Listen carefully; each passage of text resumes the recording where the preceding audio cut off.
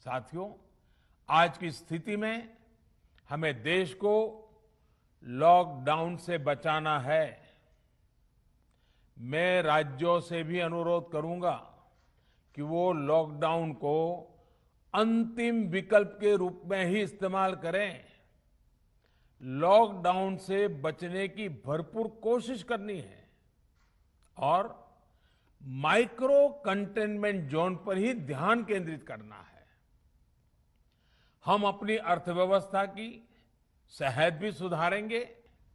साथियों, हमारे शास्त्रों में कहा गया है, त्याज्यम न धैर्यम विदुरेऽपि काले, अर्थात कठिन से कठिन समय में भी हमें धैर्य नहीं खोना चाहिए।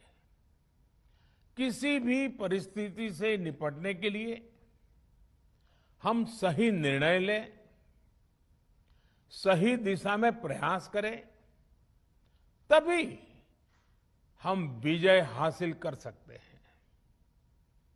इसी मंत्र को सामने रखकर आज देश दिन रात काम कर रहा है। इस बार कोरोना संकट में देश के अनेक हिस्से में ऑक्सीजन की डिमांड बहुत ज्यादा बढ़ी है। इस विषय पर तेजी से और पूरी संवेदनशीलता के साथ काम किया जा रहा है। केंद्र सरकार, राज्य सरकारें, प्राइवेट सेक्टर, सभी की पूरी कोशिश है कि हर जरूरतमंद को ऑक्सीजन मिले। ऑक्सीजन प्रोडक्शन और सप्लाई को बढ़ाने के लिए भी कई स्तरों पर उपाय किए जा रहे हैं। राज्यों में नए ऑक्सीजन प्लांट्स हो, 1 लाख नए सिलेंडर पहुंचाने हो, औद्योगिक इकाइयों में इस्तेमाल हो रही ऑक्सीजन का मेडिकल इस्तेमाल हो, ऑक्सीजन रेल हो, हर प्रयास किया जा रहा है।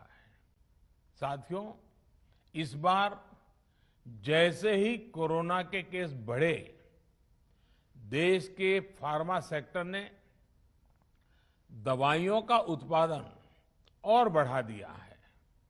आज जनवरी-फरवरी की तुलना में देश में कई गुना ज्यादा दवाइयों का प्रोडक्शन हो रहा है।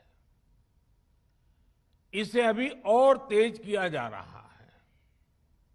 कल भी मेरी देश की फार्मा इंडस्ट्री के बड़े जो प्रमुख लोग हैं, उसके जो एक्सपर्ट लोग हैं, उनसे बहुत लंबी चर्चा हुई है। प्रोडक्शन बढ़ाने के लिए हर तरीके से दवाई कंपनियां की मदद ली जा रही है।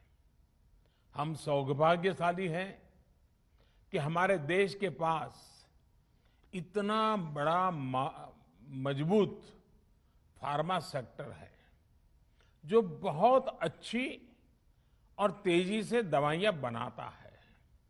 इसके साथ ही अस्पतालों में बेड की संख्या को बढ़ाने का भी काम तेजी से चल रहा है।